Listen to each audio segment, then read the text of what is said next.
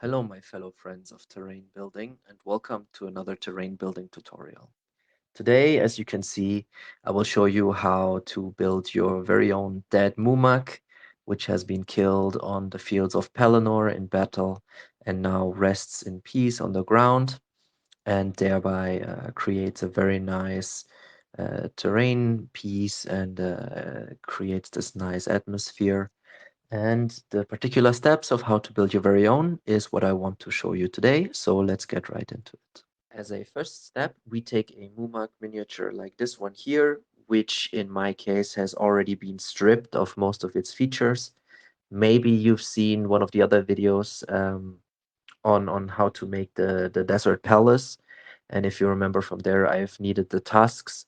So in case you have a sort of half empty mûmak miniature like this one, this is perfect. And now we want to turn this into the terrain, the piece of terrain.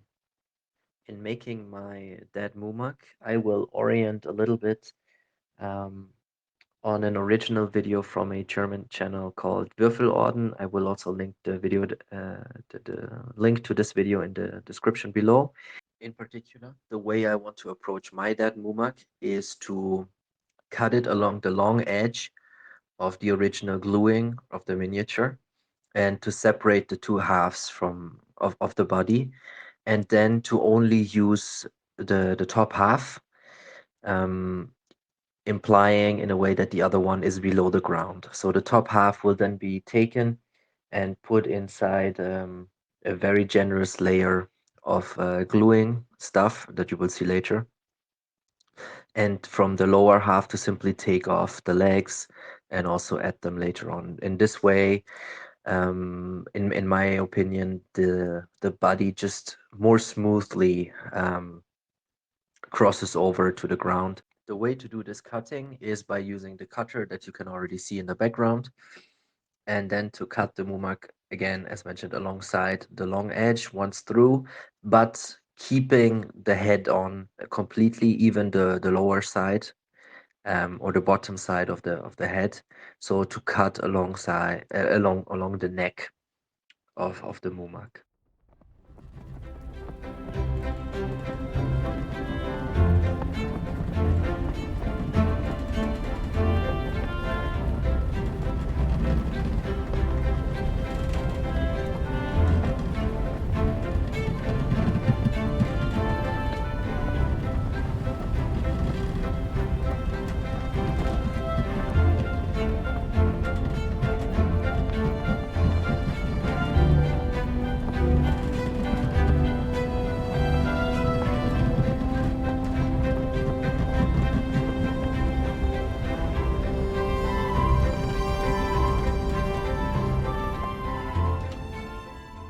So welcome back.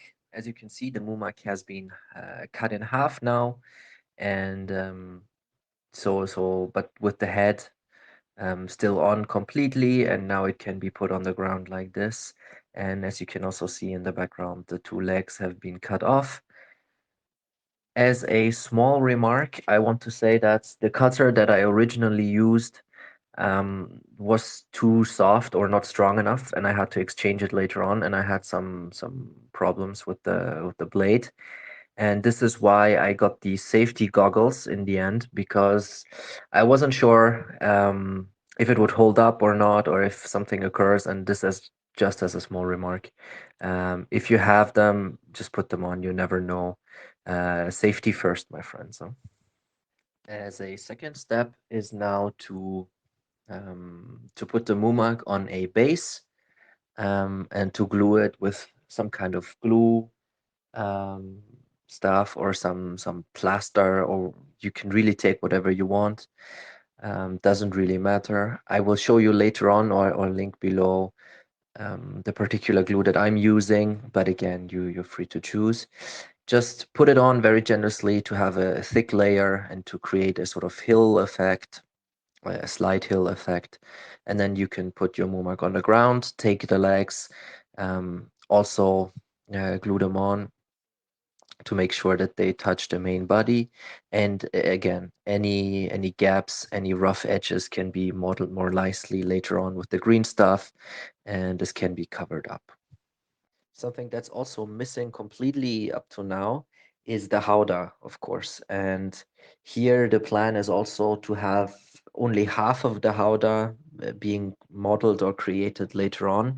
And for this, I will not use one of the pre-made howdahs that come with the miniature, but make my own. And again, only create making the top half with the implication of the lower one being below ground or shattered into pieces. And finally, for the remainder of the lower half of the body without the legs and head and anything, here this can also be used. Just be creative a little bit. And for example, personally, I could imagine to make again another piece of terrain for a sort of desert ground. So to make again with some plaster, some glue, a small hill-ish, and then to cover up the remaining edges with some sand, and just to have it as a nice addition to a desert terrain with again the idea being the Mumak having died and now mostly covered up, lying beneath the ground. Okay, so that's the plan for now. However, as a next step, I will not show you how to glue the actual Mumak to the base, just because the gluing with the plaster is always a messy exercise, and I'd rather not do this on the desk here, but I'll come back immediately after once the Mumak is on the base.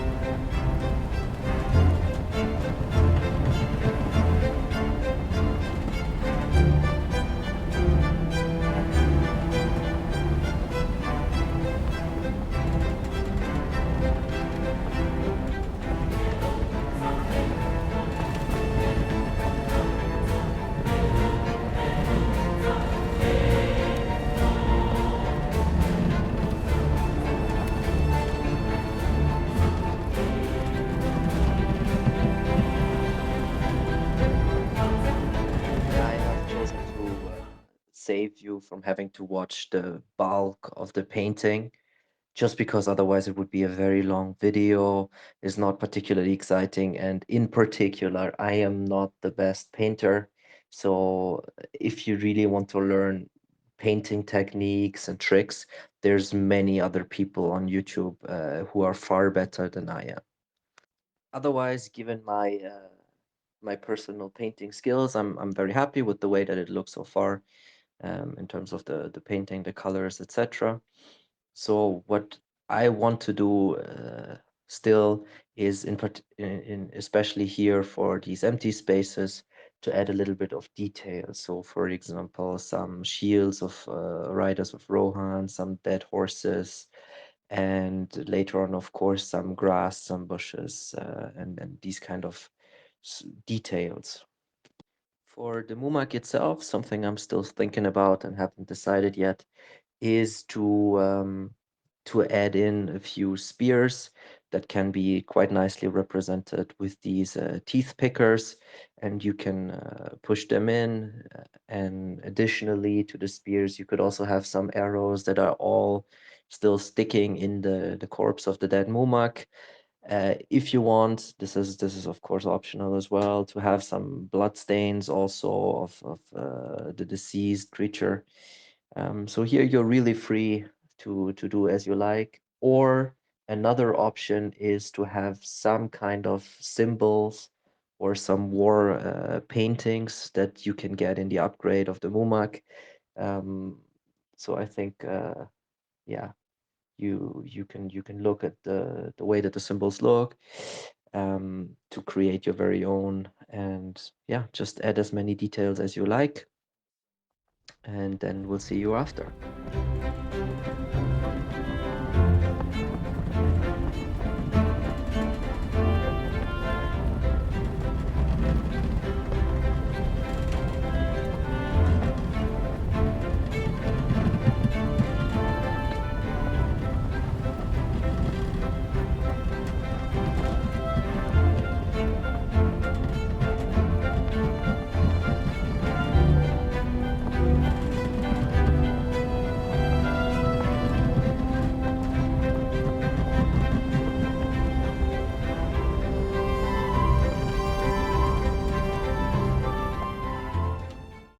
Per se, the Mumak could be finished by now, and I have to say that I'm very happy with the outcome. I like the way it looks now, and yeah, I'm very happy.